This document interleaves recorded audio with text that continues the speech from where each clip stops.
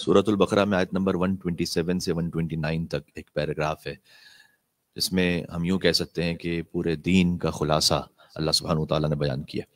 حضرت ابراہیم علیہ السلام وہ نبی ہیں کہ جو تمام ادیان الہی میں محترم ہے، اور جو ادیان ابراہیمی ہے، یہودیت، مسیحیت اور اسلام، تو سب کی روٹس وہیں پہ جا کے ملتی ہیں۔ حضرت ابراہیم علیہ السلام اور اسماعیل علیہ السلام کا ایک چھوٹا سا واقعہ ہے ایک آیت میں، اس کے بعد 5 دعائیں ہیں۔ جو 5 دعائیں ہیں یہ فقط دعا نہیں ہے بلکہ زندگی گزارنے کا سلیقہ ہے۔ تو میں آپ کی خدمت میں قرآن کی روشنی میں سرچ کرتا ہوں، اس لیے کہ ہم مخلوق ہیں تو خالق کے سفرے پہ جا کے بیٹھیں اور دیکھیں کہ وہ کیا کہہ رہا ہے ہمارے بارے میں۔ اور اس سلسلے میں کچھ میرے خیال میں گھر کے معاملات، فیملی لائف، ہماری پرسنل اسپریچویلٹی، ان سب کے لیے کچھ نہ کچھ میسیجز ہیں۔ جتنا ہو سکے گا وقت میں آپ کی خدمت میں عرض کرتا ہوں۔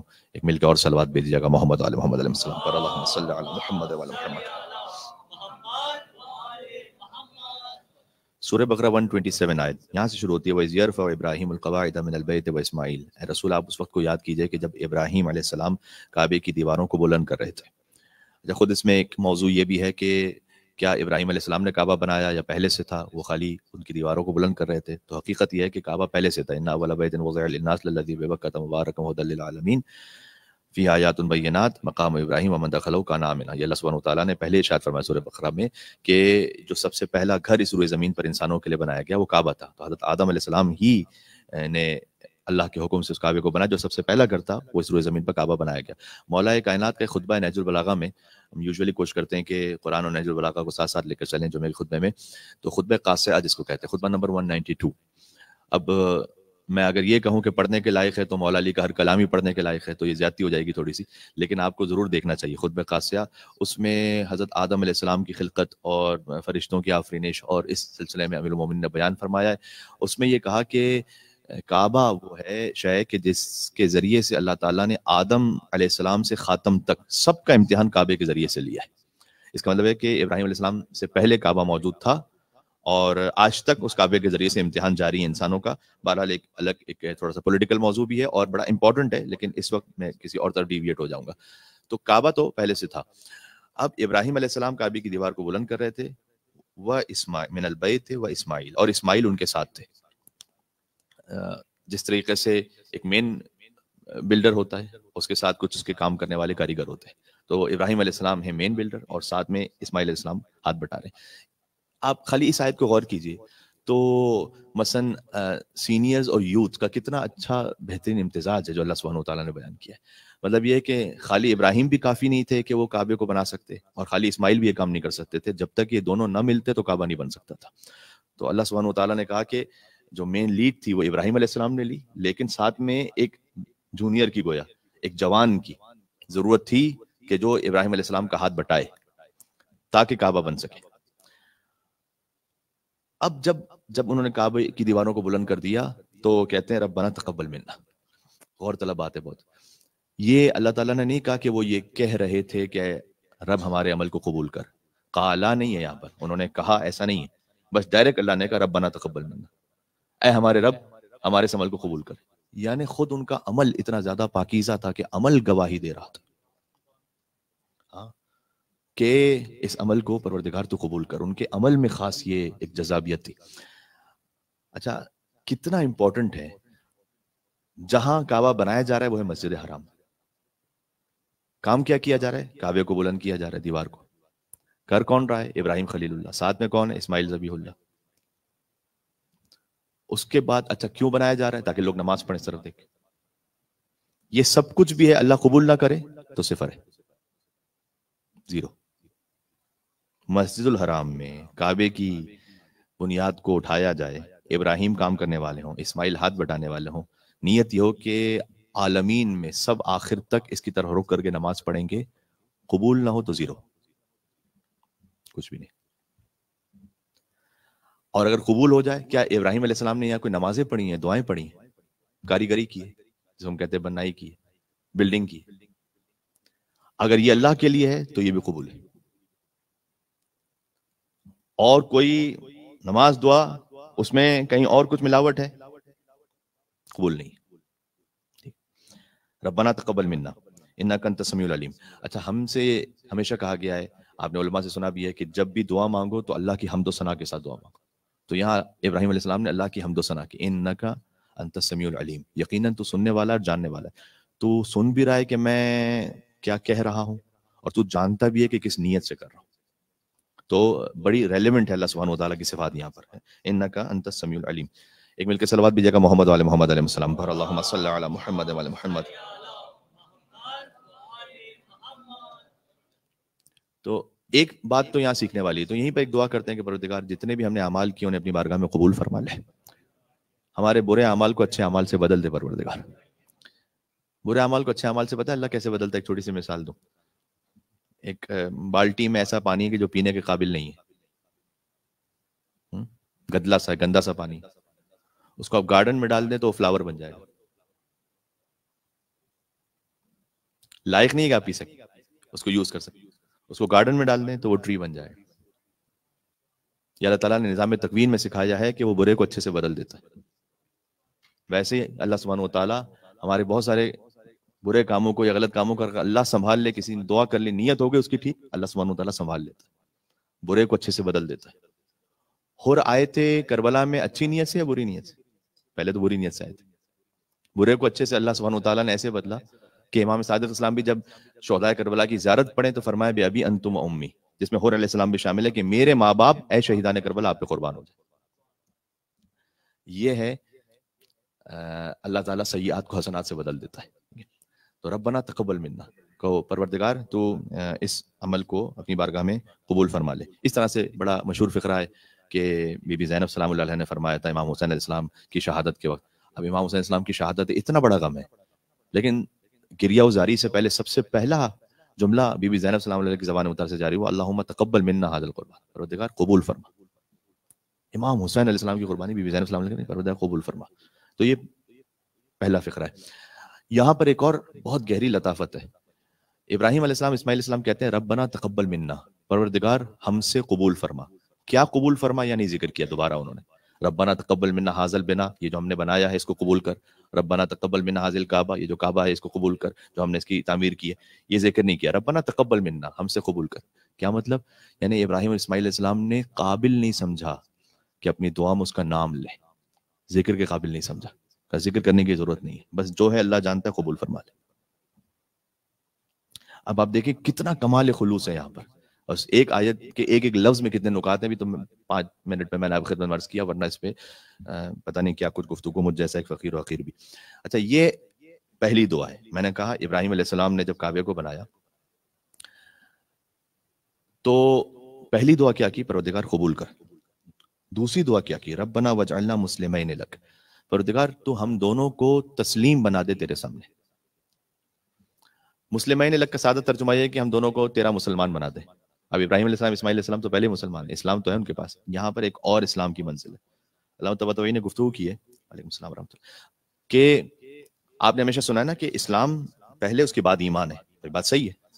اسلام کا مطلب ہے کہ آپ نے شہادتین جاری کر دی زبان سے، لا الہ الا اللہ محمد رسول اللہ، وہ مسلمان ہو گیا. اس کے اب اعمال میں کبھی اس نے زندگی میں نماز پڑھی ہو نہیں پڑھی ہو، کبھی کوئی روزہ رکھا ہو کہ نہ رکھا ہو، کوئی اور کام کیا ہو کہ نہ کیا، لیکن بس لا الہ الا اللہ محمد رسول اللہ اس نے کہہ دیا تو وہ مسلمان ہے. اس کے کچھ بینیفٹس ہیں، وہ پاک ہو گیا ہے، مسلمان سے اس کی شادی جائز ہے، مسلمانوں کو قبرستان کو دفن کرنا جائز ہے. جب اسٹیٹسٹکس ہوتے ہیں تو اس میں اس کا نام لکھا جاتا ہے کہ اچھا بھائی مسلمان اتنے ہو گئے. بہت سارے خالی فارم فل کرنے والے مسلمان ہیں، حقیقت میں تو مسلمان نہیں. تو یہ ہے اسلام پہلا. اس کے بعد ایمان. ایمان ہے کہ جہاں دل اقرار کر رہا ہو اور عمل اظہار کر رہا ہو، یہ ہے ایمان، جس کو ہم کہتے ہیں کہ وہ محمد رسول اللہ کے بعد علی ولی اللہ کی منزل پر بھی آ گیا. تو یہ ایمان. ایمان کے بعد ایک اور اسلام ہے. اسلام، ایمان، پھر اسلام. یہ جو پہلے والا اسلام ہے یہ آپ نے سن لیا، یہ ہے زبان سے شہادتیں جاری کرنا. پھر ایمان ہے کہ اس کے تقاضوں کو پورا کر لینا. اس کے بعد ایک اور اسلام ہے. یہ کون سا اسلام ہے؟ یہ وہ اسلام ہے کہ نہج البلاغہ میں مولا علیہ السلام نے فرمایا کہ میں اسلام کی ایسی تعریف کروں گا کہ نہ مجھ سے پہلے کسی نے کی ہے، نہ کوئی میرے بات کر سکتا ہے. یہ دعویٰ علی کے علاوہ کوئی کر نہیں سکتا. آپ دنیا کی کوئی کتاب اٹھا کے دیکھ لیں، اس میں آخر میں یہ تو لکھا ہوتا ہے کہ اس میں اگر کوئی غلطی ہو گئی ہے تو ہمیں آگاہ کیجیے. کوئی یہ دعویٰ کر ہی نہیں سکتا کہ یہ میں نے میڈیکل پہ کتاب لکھ لی ہے، نہ پہلے کوئی لکھ سکا نہ بعد میں کوئی لکھ سکے گا. کوئی اگر پڑھ لے گا کہے گا بھائی اس کو پڑھنے کا فائدہ نہیں ہے، اتنا بیوقوف ہے اس کو پتہ ہی نہیں کہ سمجھ رہا ہے کہ آگے کوئی لکھ ہی نہیں سکے. یا کوئی علم دین کے بارے میں کوئی دعویٰ نہیں کر سکتا. مولا علی نے کیا کہا؟ میں اسلام کی وہ تعریف کرنے لگا ہوں نہ مجھ سے پہلے کسی نے کی نہ میرے بعد کوئی کر سکتا ہے. الاسلام ہوا تسلیم. اسلام نام ہے تسلیم، سرنڈر ہو جانے کا، بس فنش. یہ ہے ایمان کے بعد والا اسلام. تو ابراہیم علیہ السلام اور اسماعیل علیہ السلام جو کہہ رہے ہیں نا کہ پروردگار ہم دونوں کو تیرا مسلمان بنا، یہ ایمان کے بعد والا اسلام ہے. بات سمجھ میں آ رہی؟ اب جب یہ لطافتیں نہ سمجھ میں آئے نا تو بہت سارے ہوتے ہیں ایسے مسلمان مفسرین ہیں، انہوں نے حتی رسول اللہ کے بارے میں سورہ انعام میں جو حضور نے کہا وَأَنَا أَوَّلُ الْمُسْلِمِينَ، میں سب سے پہلا مسلمان ہوں، یہ حضور نے اپنے لے کہا ہے. قرآن میں اللہ تعالیٰ نے حضور کا یہ قول بیان فرمایا. تو جب نام نہاد مسلمان مفسرین آئیں گے وہ کہیں گے دیکھو حضور بھی مسلمان ہوئے بعد نا اول المسلمین، کہ میں پہلا مسلمان ہوا. تو آپ سمجھ رہے ہیں اس کے ریپریکشنز کیا ہے؟ یہ کہ مسلمان ہونے سے پہلے کیا تھے. ان کا مقلوں کو یہ پتہ نہیں ہے کہ یہ زمین کی بات نہیں ہو رہی، یہ آدم علیہ السلام سے پہلے کی بات ہو رہی ہے. انا اول المسلمین، میں سب سے پہلے تسلیم ہونے والا ہوں اللہ سبحانہ و تعالیٰ کے سامنے، آدم کی خلقت سے پہلے، ملائکہ کی خلقت سے پہلے، زمین آسمان کی خلقت سے پہلے. تو ویسے ہی ابراہیم اور اسماعیل علیہ السلام نے کہا پروردگار تو ہم دونوں کو تسلیم ہونے والا بنا دے. اب بعض مرتبہ ایمان آ جاتا ہے، تسلیم نہیں، ڈاؤٹ سے. حکم شرعی کے بارے میں اچھا مثلا میں آپ کو آیت بتاؤں. ایک سورہ مدثر کی آیت ہے علیہا 19، جہنم پر اللہ تعالیٰ نے 19 فرشتے متعین کیے. تو ایک شخص نے اس پہ گفتگو کی کہ 19 کا کیا مطلب ہے، سمجھ میں نہیں آ رہی بات. مطلب اللہ تعالیٰ کے پتہ نہیں کتنے بلینز ٹریلینز اللہ جانے بے شمار فرشتے ہیں، یہ 19 کیا، وہ 20 کر دیتا پورا. یہ 19 کیوں رکھا اللہ نے کہ 19 فرشتے اللہ تعالیٰ نے جہنم پر متعین کیے ہیں. تو اللہ تعالیٰ نے اس کا جواب پتہ کیا دیا ہے؟ وَمَا جَعَلْنَا عِدَّتَهُمْ إِلَّا فِتْنَةً لِلَّذِينَ كَفَرُوا، ہم نے خالی جو 19 کا عدد لکھا ہے نا تمہارے امتحان کے لیے لکھا ہے کہ تم تسلیم ہوتے ہو اللہ کے سامنے یا نہیں ہوتے. That's it. یہ کافروں کے لیے ایک امتحان ہے. وَيَزْدَادَ الَّذِينَ آمَنُوا إِيمَانًا، اسی کے ذریعے سے جو صاحبان ایمان ان کا ایمان اور بڑھ جائے گا.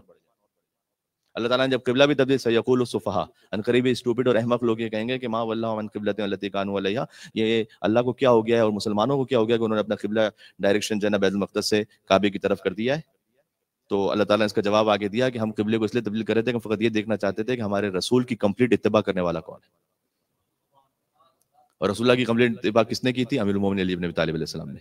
مسجد ذو قبلتین، دو قبلوں والی مسجد، کہ جہاں ایک ہی نماز دو قبلوں کی طرف رک کر کے پڑھی گئی، بیت المقدس کی طرف رک کر کے پڑھی گئی، اور پھر درمیان نماز میں وہی آئی کہ اب قبلے کو بدل دو. تو حضور مکرم نے اپنے قبلے کو چینج کیا. آپ تصور فرمائیے گا کہ امام جماعت کے پیچھے آپ نماز پڑھ رہے ہیں، وہ ایک دم سے سڈنلی وہاں مڑ جائیں نماز پڑھتے پڑھتے.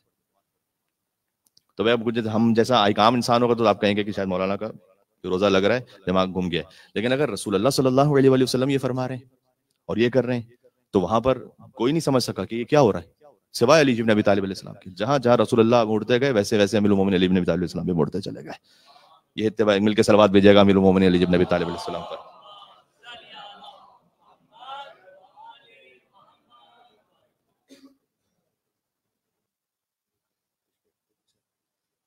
جی وہ ایز یوزول وہی اناؤنسمنٹ کہ جنہوں نے نیچر اسٹرپ پہ گاڑی کھڑی کی ہوئی ہے بہتر ہے کہ ہٹا سکتے ہیں تو ہٹا دیں کیونکہ اس پہ پہلے فائن ہو چکا ہے.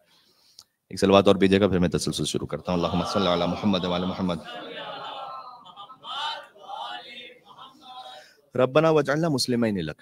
تو ابراہیم و اسماعیل السلام کیا کہہ رہے ہیں؟ کعبے کی دیوار تو ہم نے بلند کر دی ہے، پروردگار تسلیم ہونے والا بھی بنا دے، جو تو کہے میں مان لوں، بس سرنڈر. جتنے بھی مراجع تقلید ہیں، بڑے بڑے علماء ہیں جنہوں نے 50-60 سال فقہ میں، اصول میں، قرآن و حدیث و تفسیر میں اپنی زندگیاں صرف کی ہیں، وہ جب مثلا ڈاکٹر کے پاس جاتے ہیں تو تسلیم ہوتے ہیں. مثلا وہ ڈاکٹر صاحب کہ جنہوں نے میٹرک کے بعد شاید 15 سال لگتے ہوں گے ڈاکٹر بننے میں، 20 سال لگتے ہوں گے، تو جس نے 20 سال پڑھا ہے اس کے سامنے تسلیم ہے وہ جس نے 60 سال اسٹڈی کی ہے. کیوں؟ کہ اس کی فیلڈ ہے وہ. یہ ہوتا ہے تسلیم ہونا. اگر وہ سامنے سے ہر مریض یہ کہتا رہے کہ مجھے اس کی فلسفی اور لاجک سمجھ میں نہیں آ رہی کہ میں دوا کیوں کھاؤں، سب مر جائیں گے میرے بھائی، پھر کوئی نہیں زندہ رہ سکے.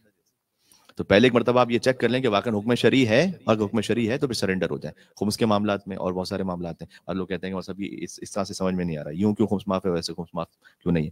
میں آپ کو مثالیں دوں تو فقہی طور پر کئی مثالیں ہو سکتی ہیں. حج عمرہ کے معاملات ہیں بہت سارے. ومن ذریتنا، ابراہیم علیہ السلام واقعاً کیا عجیب اللہ تعالیٰ نے ان کو مقام عطا کیا ہے. میں بہت فیسینیٹ ہوتا ہوں ابراہیم علیہ السلام کی جب زندگی کو آپ قرآن سے دیکھیں تو وہ کہتے ہیں کہ ہم دونوں کو تو تسلیم کر، لیکن میری نسل میں بھی یہ تسلیم جاری رہے. خالی اپنی فکر نہیں کی انہوں نے، اپنی نسلوں کی فکر کی. اللہ تعالیٰ ابراہیم علیہ السلام کے لیے کہتا ہے وَإِذِ ابْتَلَىٰ إِبْرَاهِيمَ رَبُّهُ بِكَلِمَاتٍ فَأَتَمَّهُنَّ قَالَ إِنِّي جَاعِلُكَ لِلنَّاسِ إِمَامًا قَالَ وَمِن ذُرِّيَّتِي قَالَ لَا يَنَالُ عَهْدِ الظَّالِمِينَ. آپ اس وقت کو یاد کیجئے کہ جب ہم نے ابراہیم علیہ السلام کا امتحان کچھ کلمات کے ذریعے سے لیا تھا، کلمات اہل بیت اطہار علیہ السلام ہے، اس پہ بات کبھی ہوگی. اور جب وہ امتحان میں 100% فَأَتَمَّهُنَّ یہاں پر ہے 100%، بالکل کوئی ایک ذرہ بھی ایسا نہیں رہے گا کہ ابراہیم علیہ السلام نے کہیں پہ کوئی ترک اولا بھی کر دیا. قَالَ إِنِّي جَاعِلُكَ لِلنَّاسِ إِمَامًا، اے ابراہیم ہم نے آپ کو انسانوں کا امام بنایا. جیسے اللہ تعالیٰ نے ابراہیم کو انسانوں کا امام بنایا، عالمین کا نہیں بنایا، عالمین کے لیے رحمت للعالمین ہے رسول اللہ، انسانوں کا امام بنایا ابراہیم علیہ السلام کو. جیسے ہی ابراہیم کو انسانوں کا امام بنایا تو ابراہیم کیا کہتے ہیں؟ قَالَ وَمِن ذُرِّيَّتِي، میری نسل میں بھی ہے کوئی امام. آپ کو اللہ تعالیٰ نے اگر کوئی ایک خیر عطا کیا ہے ضرور کوشش کریں کہ آپ کی نسلوں میں جاری رہے. میں آپ کو اپنا ایک پرسنل شیریں واقعہ ذکر کرتا ہوں، مجھے شاید کسی کے لیے سننے میں آپ کو اچھا بھی لگے شاید، اور بعد میں کوئی موٹیویشن بھی ہو جائے. مجھے یاد ہے میں خود جب میٹرک میں تھا تو اس وقت میرے والد حجت الاسلام مولانا رضا مہدوی صاحب، ان سے کراچی میں بہت سے لوگ پوچھا کرتے تھے کہ آپ کے فرزند، آپ عالم دین ہے، مثلاً آپ نے مدرسہ بنایا تو آپ کے فرزند کیا کریں گے، کیا وہ بھی عالم دین ہوں گے؟ تو انہوں نے ہمیشہ یہ جواب دیا کہ ہم نے کسی چیز کو فورس نہیں کیا، جو ان کی مرضی ہو. تو ایک مرتبہ یہ ہوا، مجھے آج تک یاد ہے، وہ مقام بھی یاد ہے جہاں بیٹھے ہوئے تھے، کہ کسی نے پوچھا کہ اللہ تعالیٰ نے آپ کو ایک سعادت دی، علم دین کی خدمت کی، تو آپ کیا چاہیں گے کمیل صاحب کے لیے؟ تو دفعتاً انہوں نے یہ آیت پڑھی وَإِذِ ابْتَلَىٰ إِبْرَاهِيمَ رَبُّهُ بِكَلِمَاتٍ فَأَتَمَّهُنَّ قَالَ إِنِّي جَاعِلُكَ لِلنَّاسِ إِمَامًا قَالَ وَمِن ذُرِّيَّتِي. ابراہیم علیہ السلام کو جیسے امامت ملی تو کہتے ہیں کہ میری نسل میں بھی کوئی ہوگا. تو میں یہ چاہتا ہوں، خواہش ہے میری کہ کیا میری نسل میں بھی کوئی ہوگا. باقی مرضی ہے خود ان کی کہ یہ جس فیلڈ میں بھی جانا چاہیں، لیکن باپ کی خواہش یہ، جیسے ابراہیم باپ کی خواہش تھی کہ وَمِن ذُرِّيَّتِي، کیا میری نسل میں کوئی ہے. آپ کو ایک پرسنل بات اور بھی شیئر کر دوں، کبھی کبھی اللہ تعالیٰ سے برکت دے دیتا ہے. ویسے میں اس طرح سے تقریباً اب 8.25 سال ہوگا آپ کی خدمت میں، تو میں پہلی دفعہ یہ بات شیئر کر رہا ہوں کہ، اور جب والد صاحب نے اس بات کا اظہار کیا، 2-3 مرتبہ اس بات کا اظہار ہوا مختلف محفلوں میں، تو ابتدا میں بہت زیادہ کوئی مائل نہیں تھا کہ میں اس فیلڈ میں جاؤں. ہوتا نا کہ شروع سے بڑی ایک انتھوزیاسٹکلی انسان جاتا ہے، ایسا نہیں تھا. والد صاحب کے احترام کی وجہ سے چلا گیا، کم سے کم شروع کے 2-3 مہینے. جب انہوں نے اس خواہش کا اظہار کیا ہے تو چلے میں سٹارٹ کروں گی. میں یہ سمجھتا ہوں جو کچھ اللہ سبحانہ و تعالیٰ نے اس فقیر و حقیر کو جس مرحلے پر بھی عطا کیا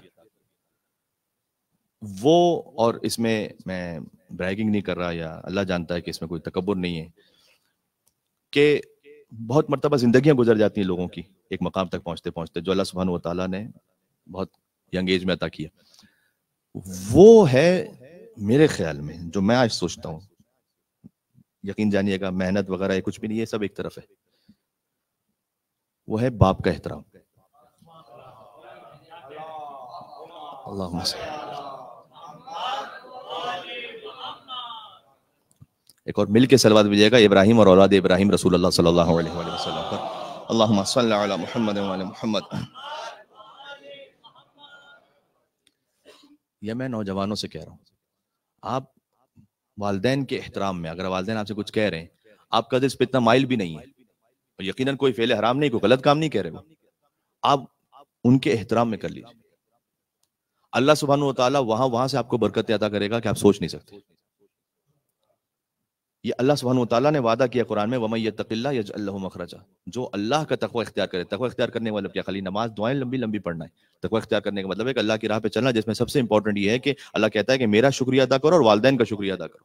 اللہ اپنے ساتھ کسی کو شریک نہیں کرتا، لیکن اللہ نے اپنے شکریہ میں والدین کو شریک کیا ہے قرآن میں، کہ والدین کا شکریہ ادا کرو تو جب اس راہ پہ آپ چل لیں گے یجعل لہ مخرجا، اللہ کہیں نہ کہیں سے پریشانیوں میں سے ایگزٹ بنائے گا، جو اللہ نے وعدہ کیا۔ وَيَرْزُقْهُ مِنْ حَيْثُ لَا يَحْتَسِبْ، اگلا وعدہ یہ ہے کہ ہم تمہیں اس مقام سے رزق عطا کریں گے جس کا تمہیں وہم و گمان بھی نہیں ہوگا۔ اللہ کہہ رہے ہمارا وعدہ ہے۔ کیوں اللہ سبحانہ و تعالیٰ کے وعدے پہ یقین نہیں رکھتے؟ تو اس لیے یہ ینگسٹرز کے لیے ایک میسج ہے چھوٹا سا۔ تو ابراہیم علیہ السلام کہتے ہیں پروردگار خالی مجھے تسلیم نہ بنا، میری نسل کو بھی تو تسلیم بنا تیری بارگاہ میں، امتن مسلمتن لک۔ یہ دوسری دعا تھی ابراہیم علیہ السلام کی۔ تیسری دعا ہے وہ ارنا مناسکنا، اور پروردگار تو مجھے اور ہمیں، ارنا پرولل کا سیکھا ہے، ہم سب کو، یعنی مجھے اسماعیل کو، میری نسل کو، ارنا مناسکنا، تو ہمیں مناسک حج اور تمام عبادات کے مناسک ہوتے ہیں طریقہ کیسے کرنی عبادت، وہ سکھلا دے۔ پہلے کا تو تسلیم بنا دے ہمیں، تاکہ جب تو سکھلائے تو میں ہیل و حجت نہ کروں، تسلیم ہو جاؤں۔ 7 چکر لگانے کا بھی کیوں 7 لگانے؟ اللہ نے کہا بس، کیوں 6 نہیں، کیوں 8 نہیں، کیوں ایک ہی جگہ پہ جا کے مقام ابراہیم کے پیچھے نماز پڑھنی، کیوں پھر صفا مروہ کی درمیان اس طرح سے دوڑنا ہے؟ حضرت ہاجرہ دوڑی تھی ہزاروں سال پہلے، تو آج بھی ہم اس طرح سے دوڑتے رہیں؟ کہا نہیں جی، بالکل اس طرح کاپی کرو۔ تو یہ سب، اب آپ سوچئے کہ مثلا ہم نے صحیح کر لی، ابھی تقصیر نہیں کی ہم نے اپنی، تو ہم دوسروں کی تقصیر کر لیں تو یہ غلط ہو جائے گا۔ یہ حکم فقہی اور شرعی ہے، ہمیں پہلے اپنی تقصیر کرنی ہوگی پھر دوسروں کی کر سکتے ہیں۔ تو یہ کیا بات ہوئی کہ میں نے مطلب اپنے وال کاٹے، اس کے بعد اس کے کاٹے تو ٹھیک ہے، اگر پہلے اس کے کاٹے اپنے کاٹ لے تو غلط ہے۔ جو اللہ نے کہا وہ کر لو، جیسے ڈاکٹر کہتے ہیں نا پہلے یہ میڈیسن لینا پھر وہ لینا، اس میں تو ہم یہ نہیں کہتے کہ کیا فرق ہو گیا، 4 گھنٹے پہلے یہ لے لوں پھر وہ لے لوں، ایک ہی بات ہے، پیٹ میں جا کے تو مکس ہونے والی ہے۔ نہ نہ نہ، سب کے الگ الگ فنکشن ہے بھائی۔ تو پروردگار تو ہمیں تسلیمہ و ارنا مناسکنا، یہ بھی بڑا امپورٹنٹ ہے۔ اس وقت میں خطبے میں خالی اشارے کرتا رہتا ہوں کہ آپ اس کو خود جا کے اس پہ غور کریں، سوچیں کہ پروردگار تو ہمیں حج اور مثلا عمرہ کے مناسک سکھا دے۔ تو کئی مرتبہ ایسا ہوتا ہے کہ مومنین چونکہ یہاں سے جانا بڑا آسان ہو گیا تو چلے تو جاتے ہیں عمرہ کرنے کے لیے، لیکن ان کو مناسک عمرہ نہیں پتا ہوتے، اور اس میں بعض مرتبہ ایسے ایسے مسائل بھی آ جاتے ہیں۔ کچھ لوگوں کے لیے تو وہ ہوتے ہیں کہ وہ واقعاً علماء سے کنیکٹڈ ہوتے ہیں، وہ پوچھ لیتے ہیں۔ بعض مرتبہ مثلا ایک خاتون ہے جو اپنی پیریڈز میں، اب انہیں مدینہ سے مکہ جانا ہے، ان کا مکہ میں 3 دن کا اسٹے، تو اب وہ پیریڈز میں کیا کریں؟ مسجد الحرام تو جا نہیں سکتی۔ تو بعض مرتبہ ایسا ہوتا ہے کہ لوگ ایک غلط کام یہ کر لیتے ہیں کہ مدینہ سے مکہ کہتے ہیں بھائی ہم تو پیریڈز میں، تو ہم احرام بھی نہیں پہن سکتے، تو احرام پہنے بغیر ہی چلی جاتی ہیں مکہ۔ غلط ہو گیا، یہ فی الحرام ہو گیا، اس لیے کہ احرام پہنا جا سکتا ہے پیریڈز میں، اس کا خاص طریقہ کہاں سے پہنا جائے گا۔ اس کے بعد وہاں جائیں گے تو پھر ہمارا تو 3 دن ہی کا اسٹے ہے، ہمارا تو زیادہ اسٹے نہیں ہے۔ مثلا پیریڈز ختم ہوں گے 6 دن بعد، اب 6 دن تک ویٹ نہیں کر سکتے، ٹکٹ ایکسٹینڈ نہیں ہو سکتی، اس میں ایکسپینس ہے، تو اس کو کیسے حل کیا جائے گا؟ تو یہ سارے جو معاملات ہیں ان کو سوچ سمجھ کے سیکھ کے جانا چاہیے۔ وہ ارنا مناسکنا، ابراہیم علیہ السلام بھی کہہ رہے ہیں کہ پروردگار، ابراہیم ہوتے وہ کہہ رہے ہیں کہ تو مجھے سکھا کہ میں نے کیسے کرنا ہے حج اور کیسے کرنا ہے عمرہ، وہ ارنا مناسکنا وتوب علینا، اور پھر ہماری توبہ بھی قبول کر اگر کوئی خطا ہو جائے تو وتوب علینا۔ ابراہیم علیہ السلام معصوم نبی ہیں، ان سے خطا کا امکان نہیں ہے، لیکن حضور مکرم کے لیے بھی روایت ہے کہ دن میں 70 مرتبہ استغفر اللہ ربی واتوب الیہ کہا کرتے تھے، وہیں کے معصوم اول تھے۔ استغفار فقط گناہوں کی مغفرت کے لیے نہیں، استغفار اللہ کو پسند ہے کہ بندہ عز و انکساری کے ساتھ آئے میری بارگاہ میں تاکہ میں اس کا رزق مادی و معنوی بڑھا دوں۔ یہ استغفار، استغفر اللہ ربی واتوب الیہ حضور مکرم کہتے تھے دن میں 70 مرتبہ۔ وتوب علینا، یہ چوتھی دعا ہو گئی۔ پہلی دعا کیا ہوئی کہ پروردگار ہمارا عمل قبول کر، جو ہم نے کعبے کی دیوار بلند کی۔ دوسرا، مجھے اور اسماعیل کو اور میری نسل میں جتنے آنے والے ان سب کو تسلیم کر دے تیری بارگاہ میں، دوسری دعا۔ تیسری دعا، ہمیں حج کے اور عبادتوں کے مناسک طریقے سکھلا دے کہ ہم کریں کیسے۔ چوتھی دعا، توبہ قبول کر لے۔ پانچویں دعا جس کا تعلق جمعے کے دن سے بھی بنتا ہے، یہیں پہ ختم کر لوں گا بات، ربنا وابعث فیہم رسولا منہم یتلو علیہم آیاتک، اور پروردگار اسی مقام پر انہی میں سے ایک رسول کو بھی تو بھیج دے کہ جو تیری آیات کی تلاوت کرے۔ یہ ہے حضور مکرم صلی اللہ علیہ وآلہ وسلم کے لیے دعا۔ ایک مل کے صلوات اور بھیجے گا، نام ہے رسول اللہ صلی اللہ علیہ وآلہ وسلم۔ سبحان اللہ۔ وَيُعَلِّمُهُمُ الْكِتَابَ وَالْحِكْمَةَ، جو انہیں کتاب اور حکمت کی تعلیم دے. وَيُزَكِّيهِمْ، سورہ جمعہ کی آیت یاد آ رہی ہے، وَالَّذِي بَعَثَ فِي الْأُمِّيِّينَ رَسُولًا مِّنْهُمْ يَتْلُو عَلَيْهِمْ آيَاتِهِ وَيُزَكِّيهِمْ وَيُعَلِّمُهُمُ الْكِتَابَ وَالْحِكْمَةَ. یہ جو اللہ سبحانہ وتعالیٰ کی خدمت میں ابراہیم علیہ السلام نے دعا پیش کی تھی نا سورہ بقرہ میں، اس کا جواب اللہ تعالیٰ نے سورہ جمعہ میں دیا، جسے اب نماز جمعہ میں سنتے ہیں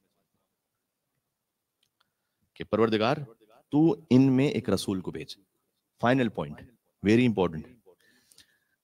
کعبے جیسا مقام ہے، دنیا کا پاکیزہ ترین مقام، مسجد ابراہیم، مسجد حرام جو دنیا کی سب سے زیادہ با احترام مسجد، اس میں بھی ایک معصوم رہبر اور رسول ضروری ہے، ورنہ کعبے میں بت آ جائیں گے. آئے کہ نہیں آئے؟ جو فاصلہ آیا حضور مکرم کے آنے میں، اس میں کعبے میں بت آ گئے نہیں آ گئے؟ کعبے جیسا اہم ترین مقام، اس کے ادارے کے لیے، اس کی رہبری کے لیے ایک معصوم رہبر چاہیے. یہ اللہ تعالیٰ نے کیا سکھلایا ہے؟ تم کتنا ہی اچھا پروجیکٹ بنا لو، جب تک لیڈر صحیح نہیں دیکھو گے نا، جو تمہیں صحیح ریلیجسلی گائیڈ کر سکے، ڈیویٹ ہو جاؤ گے. آج معصوم رہبر نہیں ہو سکتا وہ انسان کہ جو آپ کو جوڑ دے قرآن اور اہل بیت علیہ السلام سے، معصومین سے جوڑ دے. بات واضح ہو رہی ہے؟ اس لیے ابراہیم علیہ السلام نے کہا کہ پروردگار میں کعبے کی دیوار کو بلند کر رہا ہوں، لیکن یہاں پر ایک معصوم رسول چاہیے، تب یہ کعبہ اپنی سینٹیٹی کے ساتھ محفوظ رہے گا، ورنہ نہیں رہے گا. اور پھر جب یہ کعبے میں بت آ گئے تو پھر دو معصوموں نے مل کر، رسول اللہ زمین پر رہے اور علی ابن ابی طالب ان کے شانے پر رہے، تب ان دونوں نے، معصوموں نے مل کر بتوں کی نجاست سے کعبے کو پاک کیا، تب کعبے کا تقدس بحال ہوا. یہ معصوم رہبر چاہیے، رہنما چاہیے. ابراہیم علیہ السلام نے بھی بت توڑے تھے، ویسے ہم جانتے ہیں نا، تو علی وارث ابراہیم ہے، علی نے بھی بت توڑے. لیکن ایک فرق جانتے ہیں کیا ہے؟ ابراہیم علیہ السلام نے بت توڑے تو پھر بعد میں دوبارہ بت آ گئے. جبھی تو دوبارہ بت آئے تھے. ابراہیم علیہ السلام نے بت توڑے کا وہاں، لیکن دوبارہ بت آ گئے. علی ابن ابی طالب نے جب توڑے، اس کے بعد کعبے میں بت نہیں آ سکتا. یو علی. شاید ایک فرق یہ ہے کہ ابراہیم علیہ السلام نبی اللہ ہیں، رسول اللہ ہیں، خلیل اللہ ہیں، حجت اللہ ہیں، لیکن ید اللہ نہیں ہے شاید، کیونکہ ابراہیم علیہ السلام کے لیے میں نے تعبیر نہیں دیکھی کہیں حدیث میں. علی ابن ابی طالب ید اللہ ہے، جو علی ابن ابی طالب کے ہاتھوں سے ہو جائے گویا اللہ کے ہاتھوں سے ہو رہا ہے. علی ابن ابی طالب نے بت توڑے، واپس نہیں آ سکتے تھے.